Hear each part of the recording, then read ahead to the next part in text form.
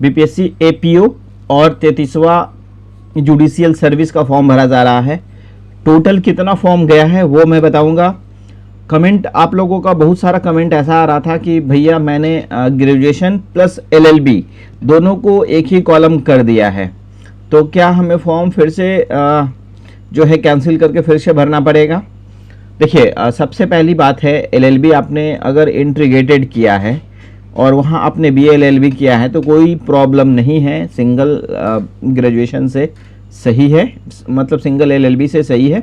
लेकिन जब आपने 3 साल का एलएलबी किया है जिसका एलिजिबिलिटी होता है ग्रेजुएशन, अगर उस कॉलम को ही आपने ऐड नहीं किया है तब तो फिर वो गलती माना जाएगा ना कि एलएलबी जो है वो ग्रेजुएशन के बाद ही होता है।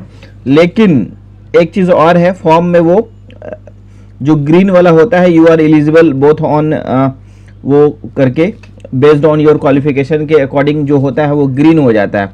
तो अगर वहाँ पे ग्रीन हो गया है और आपने फॉर्म सबमिट कर दिया तो कोई प्रॉब्लम नहीं है, क्योंकि बीपीएससी उसको अप्रूव कर दिया है, उससे कोई प्रॉब्लम नहीं होने वाला है।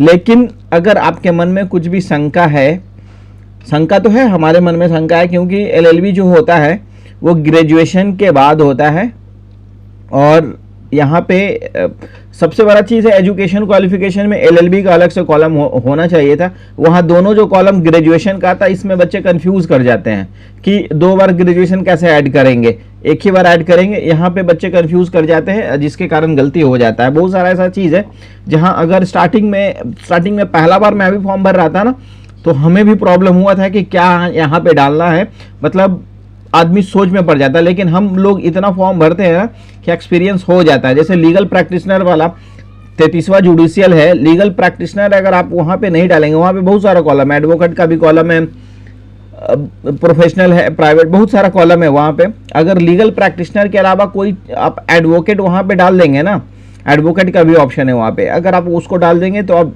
वहाँ पे अनएलिजिबल दिखाता है based on your education qualification. बस वहाँ पे यही चीज़ है कि वो जो है अपना पॉइंट वहाँ पे सेट करके रखेंगे कि ये पॉइंट करेंगे तभी वो होगा। तो वैसे में एलएलबी अगर आपने ऐड कर दिया है, ग्रेजुएशन आपने छोड़ दिया है, आप बीपीएससी का टोल फ्री नंबर दिया गया है, वहाँ से आप कॉल करके भी पूछ सकते हैं। पर मेरे अकॉर्डिंग यही रहेगा, 100 रुपये फ़ी है, आप उसको कैंसिल करके फिर से भर सकते हैं। मेरे अकॉर्डिंग आपको मानना है मानिए, नहीं मानना है नहीं भी मान सकते हैं, लेकिन मेरे अकॉर्डिंग तो यही रहेगा कि उसको कैंसिल करके ग्रेजुएशन का फिर से ऐड कर लीजिए वहाँ पे। तो ग्रेजुएशन का फिर से ऐड कर लीजिएगा और उसके बाद फिर से फॉर्म सबमिट कर लीजिएगा। फिर से फॉर्म सबमिट करेंगे, 100 रुपये आपका फिर से कटेगा और फिर से वो सारा प्रोसीजर करना पड़ेगा आपको। ओटीआर के बाद वाला एजुकेशन क्वालिफिकेशन अपडेट करना पड़ेगा और फिर से फ़ोटो और फिर से पेमेंट करना पड़ेगा।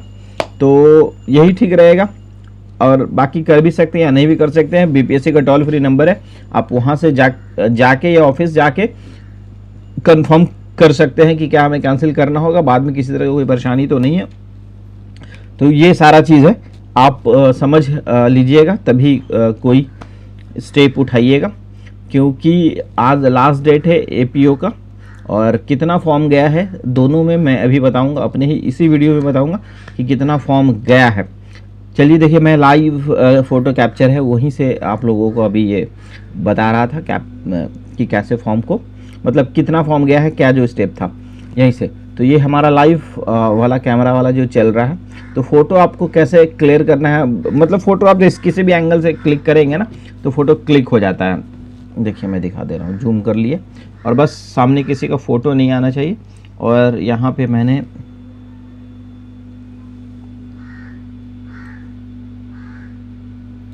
देखिए ये फ़ोटो कैप्चर हो गया, लेकिन चेहरा काला आ रहा है। क्योंकि आ रहा है, क्योंकि हमारा जो लाइट है वो पीछे है और सामने में कोई लाइट नहीं, इसलिए चेहरा काला आ रहा है।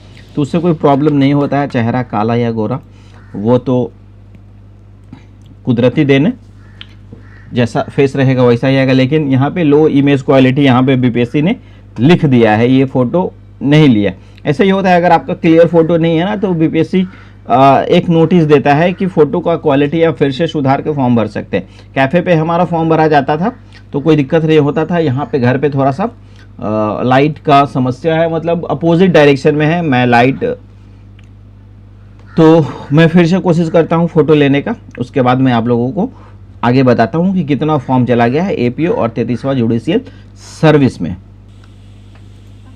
तो अभी जो मेरा जो था फ़ोटो वो नहीं ले रहा था, फ़ोटो अपलोड कर दिया, उसके बाद यहाँ पे फॉर्म भी हो चुका है। तो कितना फॉर्म गया है वो मैं दिखा दे रहा हूँ कि कितना फॉर्म चला गया है। यहाँ पे देख लीजिए, पोस्ट का नाम 33वां बिहार जुडिशियल सर्विस आपको दिख जाएगा। यहाँ पे डेट यहाँ दिख जाएगा 20 मार्च, टाइम यहाँ पे 9:03। फॉर्म का जो संख्या है यहाँ पे 11 है और यहाँ पे 473। तो अनुमान लग रहा है 11,473 फॉर्म अभी तक भरा जा चुका है। ये जो डेटा है वो स्पष्ट नहीं है कि यही सटीक डेटा है, ये मैं बता रहा हूँ अनुमान के तौर पर। इसको आप मान सकते हैं और नहीं भी मान सकते हैं। तो यहाँ पे जैसा दिख रहा है बीपीएससी का फॉर्म अभी मैंने फिलअप किया है, उसके अकॉर्डिंग अनुमान लगाया जा सकता है 11,473। और उसके बाद 20 तारीख का ही डेट है, टाइम 9:01। एपीओ में कितना फॉर्म चला गया, एपीओ का लास्ट डेट आज है। डेट एक्सटेंड का अभी तक कोई नोटिस नहीं आया है बीपीएससी के ऑफिशियल पेज से। जैसे ही कुछ ऑफिशियल पेज से नोटिस आ जाएगा तो आप लोग खुद भी चेक कर सकते हैं और मैं भी आप लोगों को अपडेट कर दूंगा ऑफिशियल वेबसाइट से।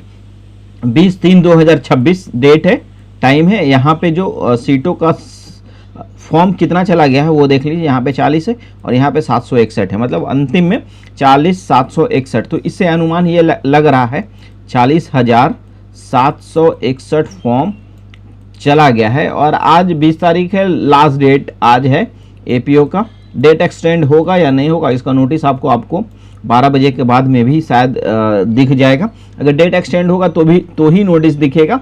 लास्ट डेट का नोटिस नहीं दिखता है कि डेट ख़त्म आज होने वाला है, वो ऐसा नोटिस नहीं होता, डायरेक्ट से ख़त्म हो जाता है। तो अगर डेट एक्सटेंड होता है तो 12 से 2 बजे के बीच में नोटिस आ जाता है ऑफिशियल वेबसाइट पे। तो अगर डेट नहीं बढ़ता है तो कितना फॉर्म जाता है, तो मैक्सिमम अनुमान ये लग रहा है कि 45,000 तक फॉर्म चला जाएगा। ऐसा मैक्सिमम स्टूडेंट्स फॉर्म कल तक भर दिए थे और कुछ बचे होंगे जो आज रेशियो जा रहा है। तो 40,761 45,000 जाएगा।